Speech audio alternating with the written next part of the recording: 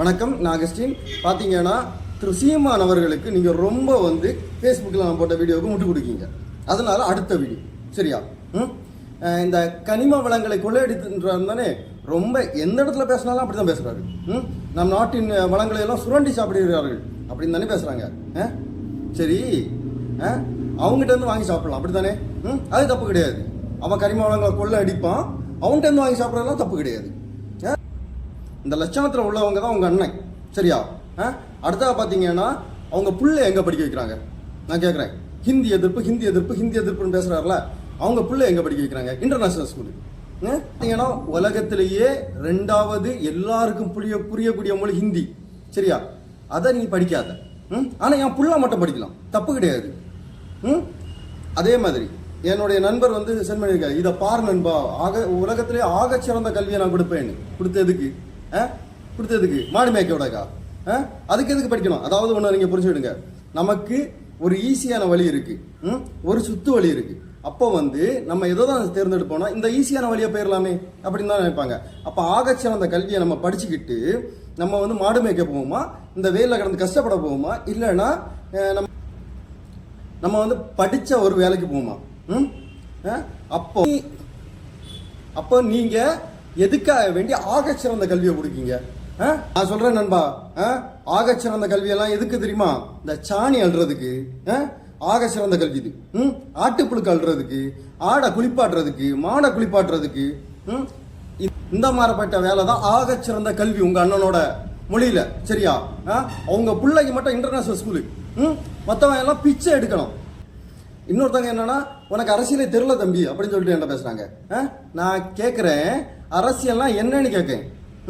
உண்மையிலே எனக்கு அரசியல் தெரியாதுண்ணா சரியா? பார்த்தீங்கன்னா இந்த கொலை களவு இப்படிப்பட்டதெல்லாம் பண்ணக்கூடியதான் அரசியல் சரியா? அந்த அரசியல் எனக்கு தெரியாதுண்ணா. என்கிட்ட ஒருத்தன் கேட்டான், அண்ணா செத்து போயிடுவான் கேட்டு செத்து போனான். நம்ம இந்த இடத்துல இருந்து கேள்வி கூடாது, எந்த இடத்துக்கு போய் நம்ம ஆர்டர் போட்டு அடிப்படிவாங்களோ அந்த இடத்துக்கு நம்ம போகணும்னு முடிவு பண்ணேன். அன்னைக்கு நான் முடிவு பண்ணேன், நான் எம்எல்ஏ கேண்டிடேட் நிற்கிறேன், அடுத்த ஒரு கட்சியை நான் தொடங்குறேன், நான் அன்னைக்கு முடிவு பண்ணேன். அதுக்கான ஒரு முயற்சியை தான் நான் எடுத்துகிட்டு இருக்கேன். அடுத்தது பார்த்தீங்கன்னா தடிக்காரமணம் என்னோட ஊர், அதை சுற்றி வேலி போட்டிருக்காங்க. அதுக்கு எத்தனை போராட்டம் பண்ணீங்க? ஏதாவது ஒரு முடிவு வந்ததா? இல்லை. எவன் கையில் அதிகாரம் இருக்கோ அவன் சொல்கிறது தான் இந்த நாடு கேட்கும் சரியா? அப்போ நான் அந்த அதிகாரத்தை அடையணும்னு நினைக்கிறேன். என்னால் முடியும்ண்ணா சரியா? என்னால் முடியும், அந்த வேலையை எடுத்து மாற்ற என்னால் முடியும். சுற்றி வீடியோ எடுத்து போடுறதாலலாம் அதுக்கு முடிவு வராது. அந்த அளவுக்கு கேடு கட்ட கவர்மெண்ட் ஒன்று நம்ம நாட்டில் நடந்துட்டு இருக்கு சரியா? தமிழ்நாட்டில் நடந்துட்டு இருக்கு. அடுத்தவங்க உழைப்பா சுரண்டி தின்னக்கூடிய ஒரு கவர்மெண்ட் நம்ம தமிழ்நாட்டில் நடந்துட்டு இருக்கு. அப்போ நடக்காதுண்ணா இதெல்லாம். பார்த்தீங்கன்னா சென்னையில் மழை வெள்ளத்தால் பாதிக்கப்பட்டது, சென்னையை மீட்டெடுத்த திமுக அப்படின்னு போட்டாங்க. மக்களுக்கு சேரக்கூடிய உதவி கூட போய் சேரல. இதுதான் நம்ம தமிழ்நாட்டில் நடந்துட்டு இருக்குது. அதே போல பிடிஆர் அவங்க ஆடியோ, அதில் முக்கியமாக பேசக்கூடியது திரு சபரீசன் அவர்களையும் திரு உதயநிதி அவர்களையும், முக்கியமான கைப்புள்ளிங்க 2 பேரும். ஆனால் திரு பிடிஆர் அவங்கள அமைச்சரவையிலேருந்து மாற்றியாச்சு. ஆனால் திரு உதயநிதி அவர்களை என்ன பண்ணாங்க? ஒன்றும் கிடையாது. நம்மளும் இதே மாதிரி தான், நம்ம ஃபோட்டோ எடுத்து போட்டுட்டு ஒரு வீடியோ எடுத்து போட்டுட்டு ஒரு போராட்டத்தை பண்ணிட்டு இப்பெல்லாம் தெரிஞ்சா யாரும் மதிக்க மாட்டாங்க சரியா? நம்ம இறங்கணும், களத்தில் இறங்கி இன்னும் விளையாடணும், அதுதான் சரியா? அப்படின்னா தான் நம்மளோட முயற்சிக்கு ஒரு விடை கிடைக்கும். அந்த முயற்சியை தான் நான் எடுத்துட்டு இருக்கேன் சரியா? அடுத்ததாக பார்த்தீங்கன்னா ஒரு அழகாக கேட்டிருக்காங்க, ஓட்டர் லிஸ்ட்டில் உன் பேர் இருக்கான்னு கேட்டாங்க. அண்ணா நீங்கள் கூகுளில் போய் டைப் பண்ணுங்க சரியா? 2021 2021 அஃபிடவிட்னு டைப் பண்ணுங்க. டைப் பண்ணிட்டு உள்ளாடி போயிட்டு அதில் 2021 செலக்ட் பண்ணிட்டு கன்னியாகுமரியை செலக்ட் பண்ணுங்க. செலக்ட் பண்ணிட்டு நீங்கள் செலக்ட் பண்ணிட்டு உள்ளாடி போய் பாருங்க.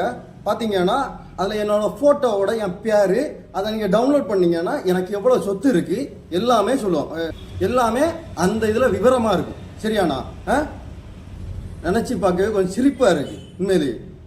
உனக்கு ஓட்டர் ஐடி இருக்கான்னு, உன் ஓட்டை இன்னொருத்தன் போட்டுட்டு இருப்பான்னு.